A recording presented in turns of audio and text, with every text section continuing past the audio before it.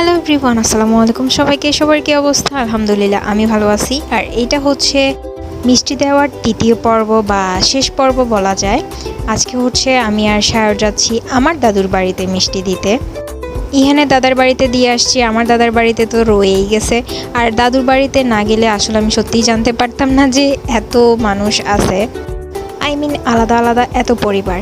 তো প্রথমে হচ্ছে আমি আমার জেঠু আর চাচাদের জন্য আলাদা করে মিষ্টি নিয়ে নিছি, দেন হচ্ছে যেগুলো আমরা অন্যদেরকে দিব ওগুলো আলাদা করে নিয়ে নিছি।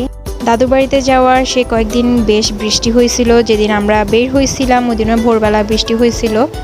আর সেই কয়দিনগুলোতে গ্যাসের খুব প্রবলেম ছিল, যার কারণে গাড়িও পাওয়া খুব কঠিন হয়ে গেছিলো। রাস্তাঘাটে তেমন গাড়ি ছিল না বললেই চলে।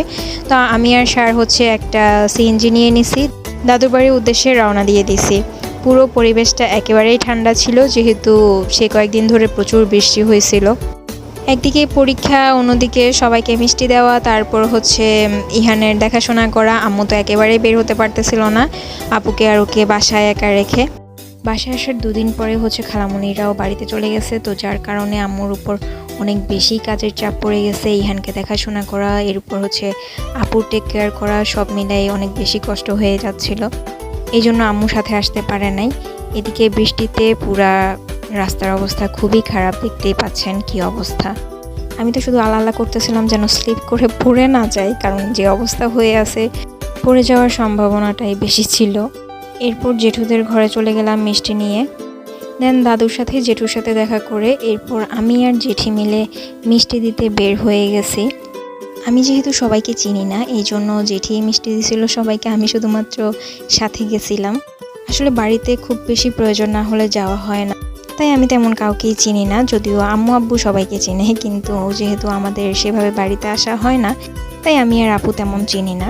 তো এরপরে হচ্ছে ঘরের এক পাশে মিষ্টি দেওয়া শেষ করে দেন হচ্ছে আরেক পাশে মিষ্টি দিলাম। এরপরে আমরা বাসায় আসার জন্য রওনা দিয়ে দিয়েছিলাম, যদিও তখন দুপুর 2টা বেজে গেছে অলরেডি। এরপর ভাবলাম যে যেহেতু পাশে বড় মামার বাসাই আছে, তাই বড় মামাকে গিয়ে মিষ্টি দিয়ে আসি। দেন সেদিন বড় মামার বাসায় মিষ্টি দিয়ে দিলাম। আর এরপরে এক্সাম শেষ করার একদম রিল্যাক্সে আম্মুকে নিয়ে নানুর বাড়িতে আর হচ্ছে ছোটো মামানিকে মিষ্টি দেওয়ার জন্য সেদিন বের হয়ে গেছিলাম।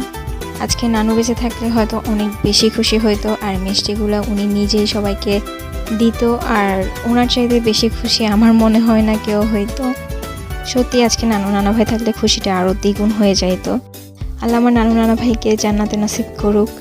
প্ল্যান ছিল খালামণিদেরকেও ওনাদের বাড়িতে গিয়ে মিষ্টি দিয়ে আসার, কিন্তু যখন খালামণিরা বাসায় আসছিল তখন খালামণিদের সাথে মিষ্টিটা দিয়ে দিছিলাম। তো যার